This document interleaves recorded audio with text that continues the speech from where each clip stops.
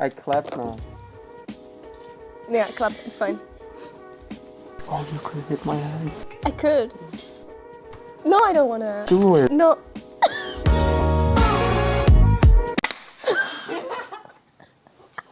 It wasn't in sync. Happy Halloween. I haven't seen this now. No. Yes! Oh. I love it, I love it! So you know it? Yes, Of course. Do you know it? Halloween. Halloween. This is Halloween. Yes. What is the movie called? Nightmare Before Christmas. Nightmare Before Christmas, right? Oh, it looks so good. Oh my god. Zweimal im Jahr geschaut mit meiner Mutter jedes Jahr. I mean, she is like really a big Tim Burton fan, and she showed me like all his movies when I was a child. So I wasn't a Disney kid, I was a Tim Burton stop motion kid. Technically not a Tim Burton film, but yeah. Do you know the song? Yes. Yeah. The framing is so nice. I'm all into like storyboarding now, and it's like I can see like the frame in the frame and. This set design reminds me of Beetlejuice. Sick camera. Mm-hmm. This is Halloween, this is Halloween, Halloween, Halloween, Halloween, Halloween. Oh, the vampires I actually are saw so this nice. movie just once. In my Really? life. Yeah. Oh no, it's like one of my top like favorite movies. Face replacements. I love that you can see that it's puppets. Right? Like you see the clay move some or whatever.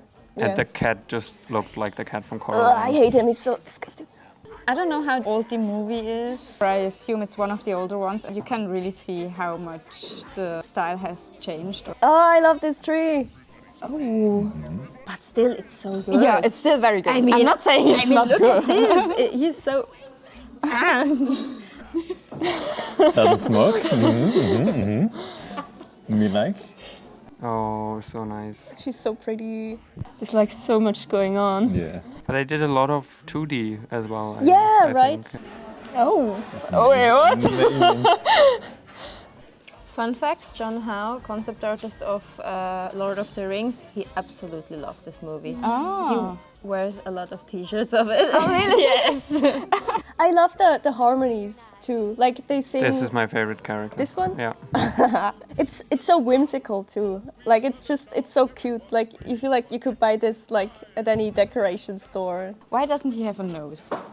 Poor Mayor without a nose. Oh my god, I love this part. He's so lanky. I like those puppets. Like they're so. Yeah. Okay, this is Huh. Like I instantly forget that it's stop motion. It's so nice. Like I mean, just it's so fluid. This is so cool. I mean, how he's moving. Oh, that's Sun water, yeah. What a face reveal. Yeah. Oh my god. The water is so green. I love it. oh. Woo! They already set up that like in the first few minutes that she has like a crush on him. It's really cute. Nice. Okay, let me give you some information. This is the opening scene from Nightmare Before Christmas, a stop-motion film produced by Tim Burton and directed by Henry Selick. It released in 1993 and was animated by the studio Skeleton Productions, which back then was a joint venture between Disney and Tim Burton, but it got defunct in 1998. I wouldn't have guessed it's 30 years old from what it looks like. So much going on, so many characters, so many animations. I really had like a hard time to decide which part I want to focus on. Can we just watch it in its entirety again? I love the leaves that are just like flying. They go all the way. It's really cool. The first thing I noticed was the fabric, because it's so hard to animate. Oh, I love those. Like the set is apparently it's like really big. I mean like always in stop motion, like I especially love the cemetery set. The shadows, they're probably drawn on in 2D, which is a cool technique. I'm a big fan of mixing stop motion 2D and 3D actually. The animation is extremely fluid. I think that would be very difficult to set up in stop motion. Also, you can be way more artistic. You don't need a light source that casts a shadow. You can just paint the shadow onto the tombstone. The camera moves so sick. Yeah. Underneath the tombstones, how is their space? I really like how the stones are arranged like diagonal. He looks into the right direction already before he knows like in which direction you're going. He's looking this way and this one is like looking this way. And Yeah, you see the very big thought thoughtful set design. I think they've probably been using a motion control rig. So a motion control rig Down is in the back box. You can have a look. you can go check it out. No, it's like this big robot arm with the camera attached to the front. You can program a path. But like back in those days, it was like really hard to program this. What I was thinking is these, I couldn't say if that was stop motion. You see like it shifts, it has perspective, but for some reason looks like could almost be done in 2D. Those spikes, it's not the same shot as the castle in the background. It feels a bit disconnected, like right here. But then again, I like how the ghosts pass through it. I would just love to create those sets. All those details, to paint those little details. You should just be a set designer. This would be cool. Again, camera movement. I mean, you do notice like some imperfections, says the animation student. In the first few frames, how it's wobbling around. Yeah. But then like the turn, and it's just so smooth, like. How do you think that they make the cloth? So it falls like and gives the right physicality to it. If you move in the set and touch it, it would move around. You would see it on the movie. So I'm pretty sure it's stiff. Or has some weights like in this part. What is this creature? This is like a sock, and then he ate a lipstick. It's a big it's a spider. Yes. Oh, ew. Oh, I haven't seen that! Here is an eye, and she's like sideways. This is the whole body. You kind of know that there's going to be a fourth one. I mean, you see like 3 coffins, but because of the rhythm of the song, you know, like there's going to be a fourth one somewhere, and then he comes like from the top. Can we talk about the set? Is it only this sofa here? Is it like forced perspective? So like the whole set is a bit distorted. Also like this angle. Yeah, it's just like really distorted everything. Can you see how he moves so much in just a few frames? Also like his fingers. Sometimes it looks like chicken's feet. Oh yeah. They just slide out. Yeah. Use the inline skate. It's cool that you don't know the twist yet of him like being able to turn his face, and then he doesn't turn the face, but he turns like his body. It's really funny. The shape. It's really nice. Way nice. It suits like his role because like the mayor and like I am the big guy and I don't have to do anything. And you can see the face replacement. Yeah. If you want to animate face in stop motion and have different face expressions, you have different options, but one of them is face replacement. So you have a basic head, and then do you see this line here? It's a replacement, so you can take it off and switch it for another mouth. For example, in Coraline, they used amazing amount of face replacement. And with him, they didn't even need to edit out the scenes in post. Depend on the company. For example, Leica Production, they want their stop motion characters to be really clean, and sometimes you don't even notice it's stop motion. In other movies, for example, Nightmare Before Christmas, it plays with the media that they are actual puppets. Other ones are using like the clay method.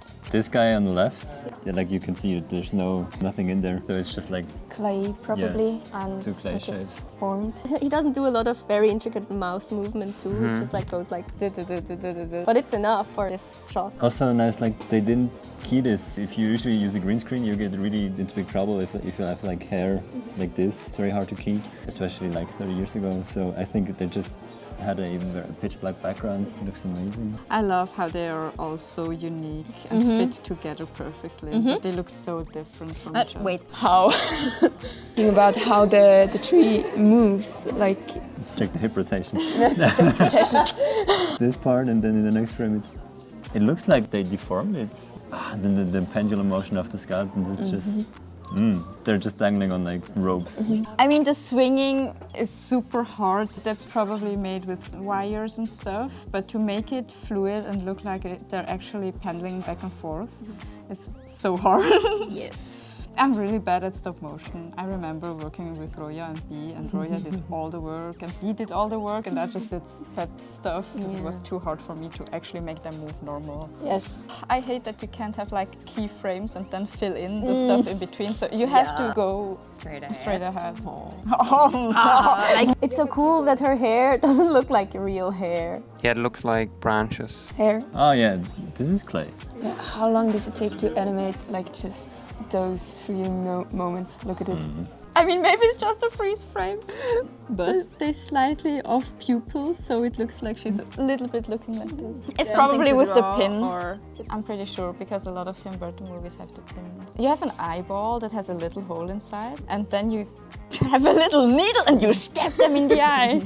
And then you move the eye with this thingy. You can just draw them on, which is also a possibility. You could have like different pupils and stuff with magnets and put them on the eyeball that is magnetic. or in post-production. Oh, you do post-production, yeah. If you have puppets that you can open from behind and stuff, that's pretty badass.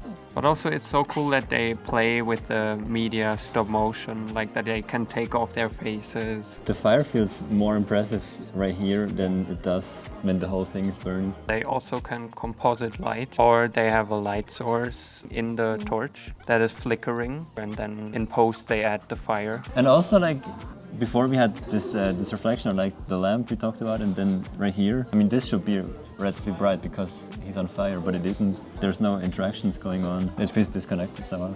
I could imagine that this is done in 2D. It's like tiny little flames that are like everywhere, and that's more cartoony than naturalistic, I think. The value is very, very yellow. Basically no white anymore. But I bet that they did that intentionally. One sheet just put on in the Ah. hole, and then different sheets to change the face expression. This one has more of a jaw, if you could say so. So that's why I think they pushed it open. And also the shadow, like here and here. And if they change the face, the shadow also changes. Yeah. Do you see this? I see this. Yeah. Can we talk about how many different characters there are? It's not even all of them. Like there's no Dr. Finkelstein, and Oogie Boogie was just like Wow, 2D, you're I such guess. a nerd. And then The the water. water.